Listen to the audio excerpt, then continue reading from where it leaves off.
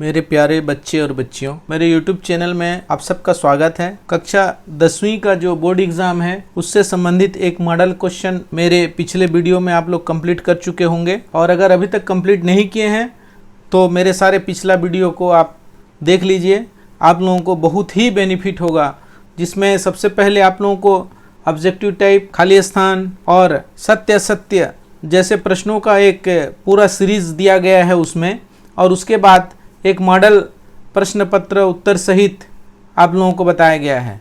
अब उसी की कड़ी में मैं आप लोगों को पुनः आगे बहुत सारे महत्वपूर्ण प्रश्नों को बताने वाला हूं। आप स्क्रीन पर ध्यान दीजिए। आप लोगों को एक बेसिक चीज बता देता हूं। आप लोगों का जो प्रश्न पत्र होगा वह 75 अंक का होगा, और यहाँ पर देखिए 25 अंक और जो होगा वह परीक्षा आप दे चुके हैं प्रायोजना के रूप में। इस तरह से कुल मिलाकर के 100 अंक का ये प्रश्न पत्र होता है। आप लोगों को ये बता दूं मैं, अभी आप 20 अंक की पुनः तैयारी के लिए भिड़ जाएंगे। आप सब लोग अच्छे से देखते रहेंगे तो ये 20 अंक की तैयारी का मैं सबसे पहले बताऊंगा। फिर से अभी मैं बहुपद, पॉलिनोमियल जिसको बोलते हैं, इससे कुछ प्रश्नों को बताऊंगा जिससे पूरा बहुपद कंप्लीट हो जाएगा। अब इसको जानने के बाद बहुपद से संबंधित बहुत सारे प्रश्नों को आप अपने से कर सकते हैं। तो चलिए हम चलते हैं कुछ ऐसे प्रश्नों को जो बहुत ही परीक्षा के लिए इम्पोर्टेंट है, और आप लोग उसको करेंगे तो अवश्य ही आपको अपनी बोर्ड एग्जाम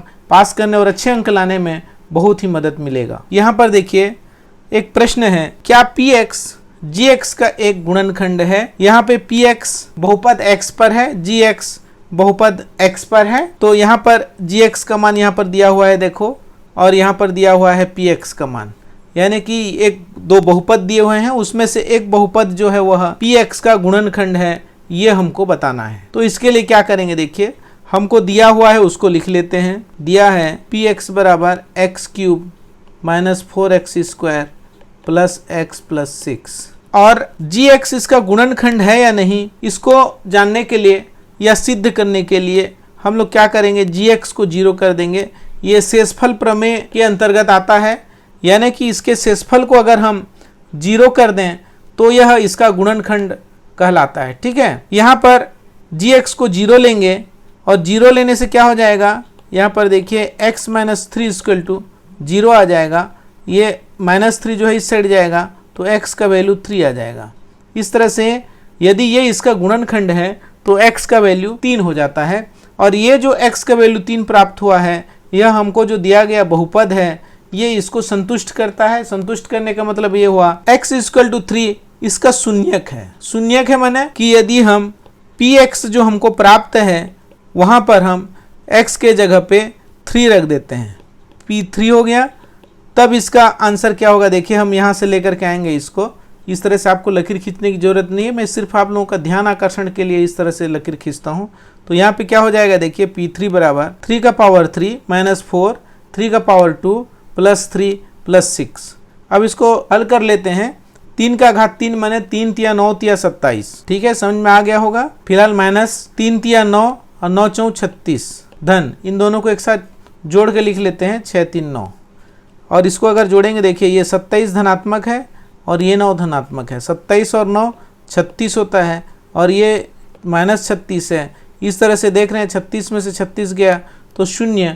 तो ये जो px का मान है ये 0 प्राप्त होता है 3 पर, इसलिए ये क्या हो गया, इसका गुणनखंड होगा। इस तरह से हम ये बता सकते हैं कि gx का एक गुणनखंड है px। अब आते हैं दूसरे प्रश्न पर। देखिए हमको एक बहुपद दिया गया है 14x वर्ग धन 19x ऋण 3 का गुणनखंडन कीजिए, यानी कि गुणनखंड कीजिए, ऐसा भी हो सकता है, गुणनखंडन भी कहा जा सकता है, एक्चुअल में गुणनखंड कहने से भी चल जाता है। गुणनखंड करना है हमको, तो गुणनखंड करने की विधि में मध्य पदों को तोड़ करके वाला मैं विधि को बताता हूँ। इस विधि के उपयोग में देखिए ये हमको जो दिया गया बहुपद है इसको हम लिखते हैं px बराबर 14x square plus 19x minus 3। अब इसका गुणनखंड करना है, सीधी सी बात है। तो ध्यान से देखिए यहाँ पर बहुत सारे चीजों को यहाँ पे हम लोगों को ध्यान देना है। x वर्ग का जो गुणांक है 14, x का गुणांक है 19, इस बातों को आप लोगों को ध्यान में रखना है। x वर्ग का गुणांक 14 और x का गुणांक 19, और ये -3 हो गया। अब यहाँ पर देखिए 14 जो x वर्ग का गुणांक है और 3, इन दोनों को लेकर के हमको गुणा कर देना है। 14 इंटू 3 तो होता है 14 या 42। यहाँ पर ऋण चिन्ह दिख रहा है आप लोगों को, यानी कि यहाँ पर जो टोटल गुणनखंड करेंगे उसमें ऋण चिन्ह का उपयोग करेंगे और हमको मिलना चाहिए 19। ये जो 42 आया है, अब 42 का क्या उपयोग है ये बताता हूं मैं। हम इसके सारे गुणनखंड होगा, ये 4 ठो हमको इसके गुणनखंड मिले 42 के। अब 42 के गुणनखंड जो प्राप्त हुए हैं उस पर हमको क्या करना है, देखिए ऋण चिन्ह वाला काम को करना है। यानी कि 42 में 1 को घटाएंगे तो कितना आ जाएगा, 41 आएगा। ये काम का नहीं रहा क्योंकि हमको क्या चाहिए, 19 चाहिए। 21 में 2 को घटाएंगे, देखिए अब 21 में 2 को घटाने से कितना मिलता है हमको, 19 मिलता है। और यही हमारे काम का हो गया, चुनाव हो गया। इसकी और जो 2 ठो बचा हुआ है यहाँ तक जाने की ज़रूरत अब नहीं है। अगर ये नहीं आता तब हम इस पर आगे बढ़ते। अब 19 के जगह पे क्या लिखेंगे हम लोग, ध्यान से देखिए, 21 ऋण 2। तो इस 19 के जगह पे मैं लिखता हूँ 21 ऋण 2 और ये x का x लिख देता हूँ, माइनस का माइनस, 3 का 3 और इधर प्लस का प्लस है और x स्क्वायर है और ये 14 है। अब ब्रैकेट ओपन करते हैं, 14x स्क्वायर प्लस 21 के साथ x, 21x माइनस का माइनस 2 इंटू एक्स माइनस का माइनस 3 का 3।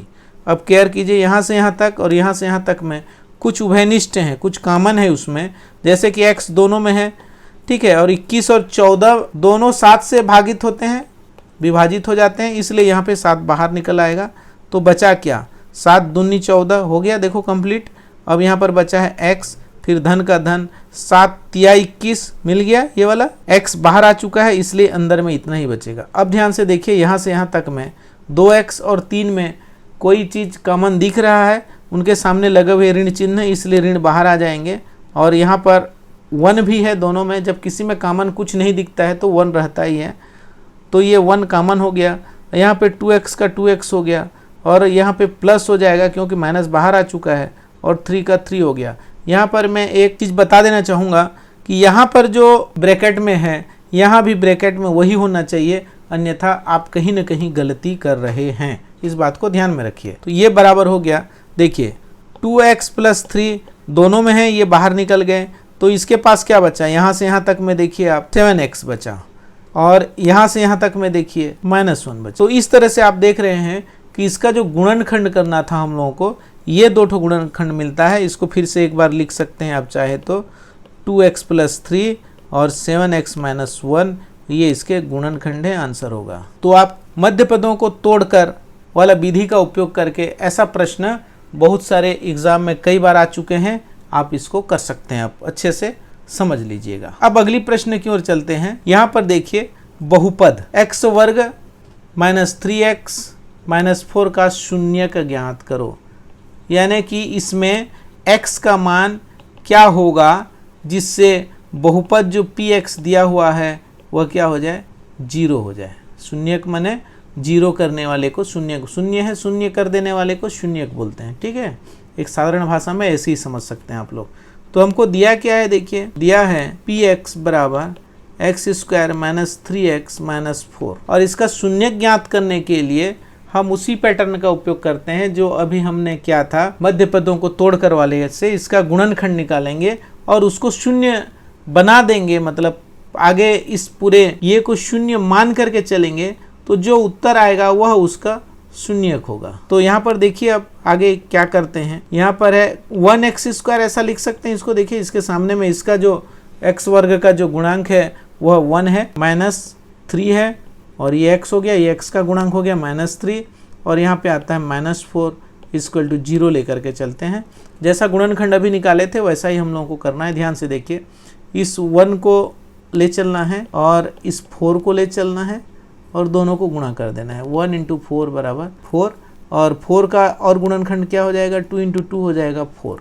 ये 2 ठो में हमारा अब काम चल गया, ख़त्म हो गया ये। अब ध्यान से देखिए हमको करना क्या है, माइनस चिन्ह वाला काम करना है, यानी कि इन दोनों को घटाना है, इन दोनों को घटाना है, जिसमें उत्तर हमको घटाने से 3 प्राप्त होगा, उस काम को हमको लेना है। तो यहाँ पर देखिए इसमें 4 माइनस 1 इक्वल टू 3, यही आ गया, इसकी ज़रूरत नहीं है। तो हम अब 3 के जगह पे क्या लिखेंगे, देखिए मैं डायरेक्ट लिखता हूँ उसी को, 4 - 1, यही करना था हमको। ये x का x लिख लेते हैं, माइनस का माइनस लिख लेते हैं, 4 का 4 लिख लेते हैं, इसके पहले माइनस है वो भी लिख लेते हैं, x² वो भी लिख लेते हैं। चाहे तो आप 1 लिखें या नहीं लिखने से भी इससे कोई फर्क नहीं पड़ेगा, इक्वल टू 0 आ गया। आ गई बात समझ में। ब्रैकेट ओपन करते हैं, x², ये माइनस का माइनस, 4 का 4 और इधर वाला x। फिर देखिए यहाँ पर ये दोनों क्या हैं, माइनस हैं, इसलिए इसका परिणाम क्या मिल रहा है हमको, प्लस मिलेगा। और 1 का 1 हो गया, x का x हो गया और ये -4 हो गया, दिस इक्वल टू 0। अब ध्यान से देखेंगे, हम जान रहे हैं हमेशा इन दोनों और इन दोनों की कुछ उभयनिष्ठ है, उस उभयनिष्ठ को बाहर निकालने की कोशिश करेंगे हम लोग। दोनों में x उभयनिष्ठ है, देखो तो यहाँ पर एक x बच गया, x वर्ग हो गया दोनों को खोल देने से। फिर माइनस का माइनस, 4 का 4 हो गया, इसका x बाहर आ चुका है। उसके बाद धन, दोनों के पास देखिए इस ब्रैकेट में जो है, इस ब्रैकेट में भी वही मैं आपको लिख देता हूँ पहले से, ठीक है। इससे पहले मैं जो बताया था मेथड वो एकदम सही है, ये भी उसी का डुप्लीकेट मेथड है, चूंकि हमने यहाँ पर रिजल्ट को पहले लिख दिया। अब ऐसा लिखने के बाद अगर यहाँ पर वैसा ही है तो सामने में 1 आ जाएगा। यहाँ पर दोनों का उभयनिष्ठ बाहर आता अगर कुछ और होता तो इस तरह से ये 0 हो गया। अब ध्यान से देखिए, इसका अगला स्टेप क्या है कि यहाँ से यहाँ तक और यहाँ से यहाँ तक दोनों में जो है उसको बाहर निकालेंगे, यानी कि x - 4 बाहर निकलेगा। और यहाँ पर बच कौन रहा है, ये वाला x बच रहा है, ये फ्रंट वाला इधर, और फिर प्लस का प्लस बच रहा है और ये 1 बच रहा है। तो इस तरह से दिस इक्वल टू 0 हो गया। तो इसके गुणनखंड मिल गए अब हमको, लेकिन शून्य कभी प्राप्त नहीं हुआ है। तो गुणनखंड जो मिला है उसी को आगे बढ़ाएंगे तो हमको शून्य प्राप्त होता है। x - 4 इक्वल टू 0 होगा। देखो इसका और इसका गुणनफल हमको क्या मिल रहा है, 0 मिल रहा है। तो x - 4 इक्वल टू 0 होगा, या तो फिर x + 1 इक्वल टू भी 0 हो सकता है, या दोनों 0 हो सकता है, ठीक है। तो यहाँ पर देखिए, अगर ये होता है तो इसको क्या करेंगे, इस साइड भगाएंगे तो ये क्या हो जाएगा, x इक्वल टू -4 इस साइड जा करके +4 हो जाएगा। ये इसका एक तो हमारा शून्यक मिल गया कि x का मान अगर हम 4 भरते हैं तो पूरा बहुपद हमारा शून्य हो जाएगा। इसी तरह से यहाँ पर 1 को इधर भगाएंगे तो क्या हो जाएगा, x इक्वल टू हो गया, और 1 + 1 इधर है उस साइड जाएगा तो -1 हो जाएगा। इस तरह से दूसरा आंसर जो हो जाएगा x का मान वह -1 होगा। तो इस तरह से हम लोग देख रहे हैं कि पूरा इसका जो शून्यक निकलेगा, 2 ठो मिलता है, चूंकि ये वर्ग समीकरण है, देखिए ठीक है, यहाँ पर समीकरण के रूप में लिए हैं इक्वल टू 0 करके बहुपद का। तो यहाँ पर क्या हो जाएगा, बड़े ध्यान से देखिए, जो x का जो वैल्यू मिल रहा है, जो शून्यक मिल रहा है, ठीक है, कि कितना कितना है x का मान, x बराबर 4 है और ऋण 1 है, ये दोनों जो हैं इसके शून्यक हैं। तो अब चलते हैं हम लोग दूसरे प्रश्न में। ये देखिए, अब चौथे नंबर प्रश्न को देखिए और थोड़ा सा समझने का कोशिश कीजिए प्रश्न को। ये भी हम जो बनाए हैं उसी के जैसे के आसपास का है, और ऐसे ही प्रश्न आप लोगों को परीक्षा में मिलेंगे। यदि x - 1 px जो दिया हुआ है, बहुपद जो दिया हुआ है, उसका एक गुणनखंड है, ये है बोल रहा है, इसमें हमको सिद्ध करने की जरूरत नहीं है।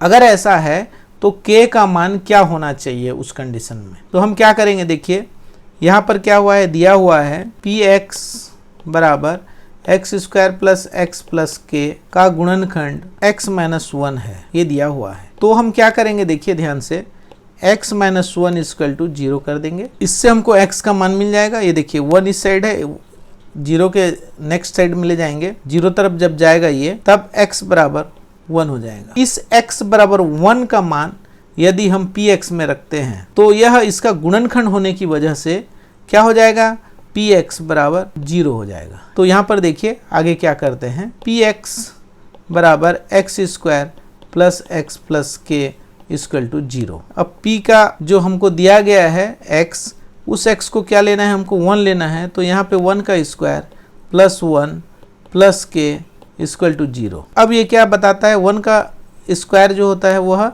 1 ही होता है, प्लस ये 1 हो गया प्लस k हो गया इक्वल टू 0। ये इम्प्लाइज क्या करता है, देखिए 1 और 1 2 हो गया, 2 + k इक्वल टू 0। अब ये क्या दर्शाता है, k को इधर ही रख देते हैं और 2 को 0 साइड ले जाते हैं, तब क्या हो जाएगा, ये -2 हो जाएगा। तो k इक्वल टू -2 है इसका आंसर, यानी कि इसका अगर गुणनखंड ये है तो k का मान -2 होना चाहिए। ठीक है, तो इस तरह से हमने ज्ञात कर लिया, बड़े आराम से ऐसे ही बनाते रहिए। अब नेक्स्ट क्वेश्चन की ओर चले जाते हैं। क्वेश्चन नंबर 5 पर ध्यान दीजिए। बहुपद यानी कि px बराबर 4x² प्लस 4√3x प्लस 3 के शून्यकों का योगफल एवं गुणनफल ज्ञात कीजिए। शून्यक और गुणांक में संबंध को दर्शाता है, तो इसको लिखने की जरूरत नहीं है, लेकिन मैंने इसलिए आप लोगों को बताया कि इससे क्या संबंध होता है उसको हम थोड़ा सा जान लेते हैं। यहाँ पर देखिए हमारे पास एक जो px होता है इसका एक स्टैंडर्ड फॉर्म में है ax² plus bx plus c। ये जो हमको प्राप्त है ax² plus bx plus c, a क्या है, इसका हमारा गुणांक है, x वर्ग का गुणांक है, x का गुणांक b है और ये कांस्टेंट फैक्टर है, जैसे कि यहाँ पे ऊपर में दिख रहा है 3। इसका संबंध जो x के हमारे 2 मान प्राप्त होते हैं, अभी अभी देखे थे आप लोगों ने, x के 2 मान प्राप्त हुए थे, तो इसको हम लोग ले लेते हैं। मान लिया एक ठो अल्फा मिलता है और एक ठो बीटा मिलता है, तो इस अल्फा बीटा और इस a b और c में संबंध को हम लोग शून्यकों का गुणांकों से संबंध के रूप में जानते हैं। ये हो गई जानकारी की बात।